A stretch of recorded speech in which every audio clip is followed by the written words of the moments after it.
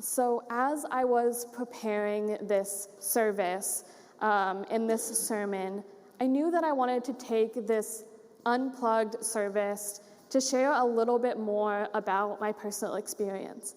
If you've been here at the table before, you probably know that my sermons lean a little bit more on the academic side, talk a lot about the context, about how the original audience of the Bible understood it. And I often hesitate to share my own personal experience because it takes a great deal of vulnerability to do that. But if there's one thing I have learned in my preaching journey so far, it is that it is often someone's story, their own experience with their faith, that draws us closer to God and to each other. In my personal experience, the touchstone of a sermon is when a pastor shares something from their own experience in a way that shows us how our faith intersects with our life and illuminates it in a different way.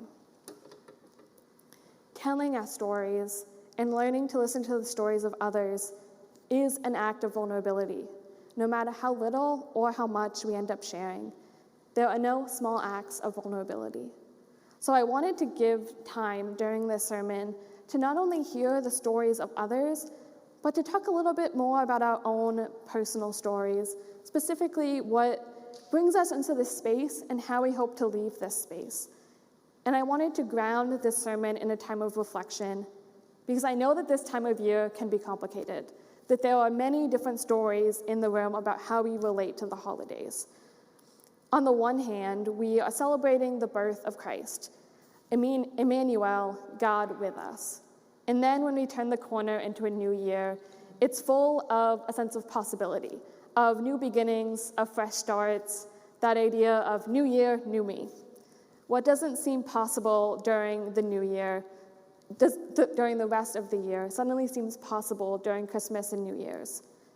But on the other hand, we are bombarded with signs all around us that don't match our expectations.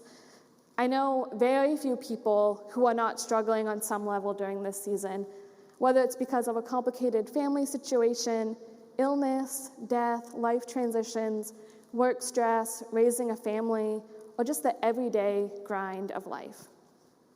And I am no exception to this. For my personal story, I feel very vulnerable during this season in particular, because it reminds me of the gap between my expectations and my reality. One of my expectations, and one of the things we often hear about the holidays, is that, are you going home for the holidays? It's an often taken for granted sort of thing. But for the last 3 years, I have not gone home to spend the holidays with my family back in Maine. A couple of years ago, my family sort of fractured into many different factions after we struggled with the death of my paternal grandmother, and a member of my family was suddenly incarcerated. These two events shattered my family, and in many ways I felt caught in the middle. And even the thought of going home can be an exercise in figuring out how willing I am to relive those two experiences. And going home is also complicated by the fact that as I have grown more progressive in my political and religious views, my sister and our family have only grown more conservative, and it seems like an impossible gap to bridge. For example, I am standing here today and preaching.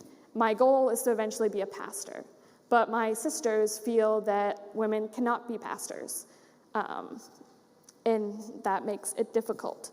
And we also have frequent debates about homosexuality, racism, and politics, and we've never been able to see common ground on those issues, even though we're all Christian. So it's easier to just not go home. But that means that I don't have a concrete place to spend the holidays. It's not, you have a place to go, that one spot that you know. And it can be lonely to solve that puzzle of where to spend the holidays by myself.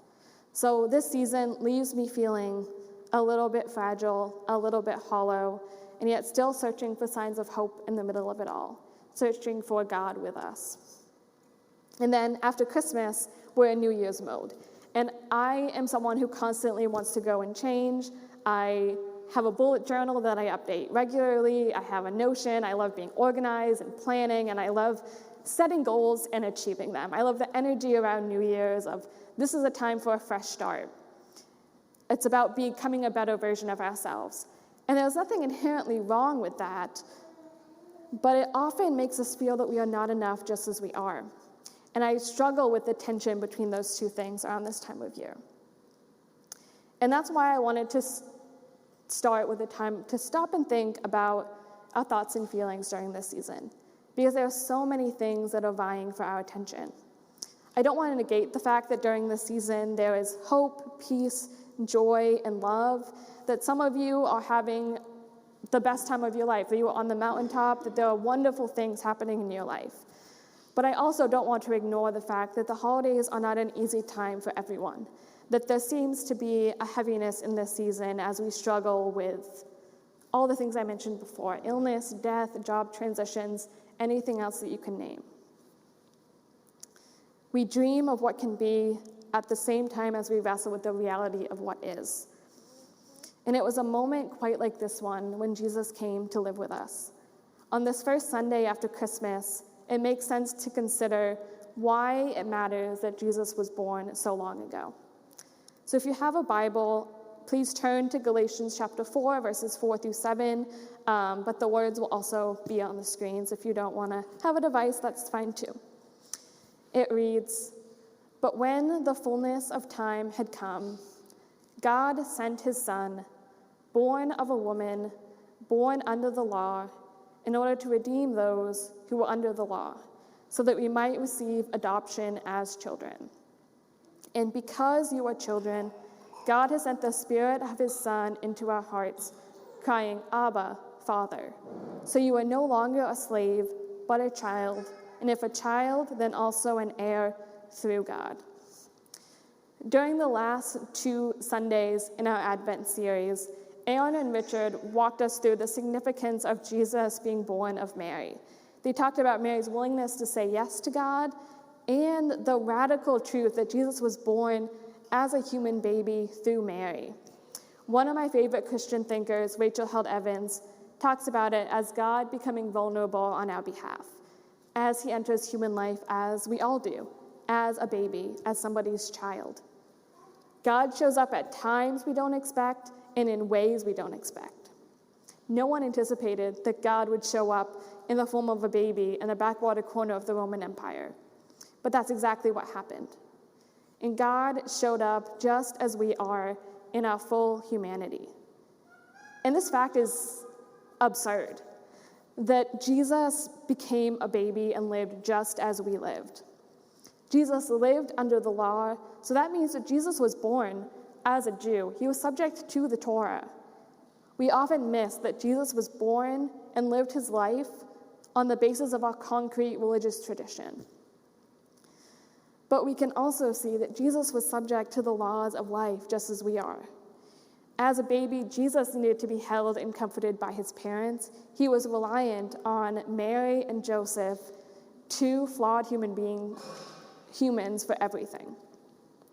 He cried, he needed his diaper changed, he fell down trying to take his first steps. In every single way that we can imagine, Jesus was like us. He experienced every single emotion that we can name, from fear, love, frustration, anger, disappointment, concern, grief, loneliness.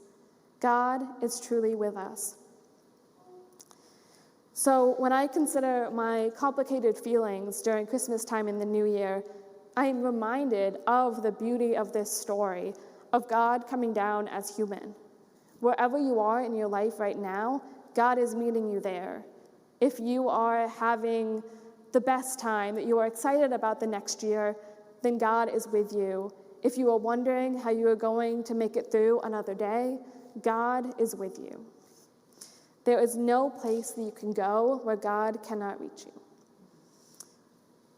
And this passage also means a lot to me personally because of its emphasis on family.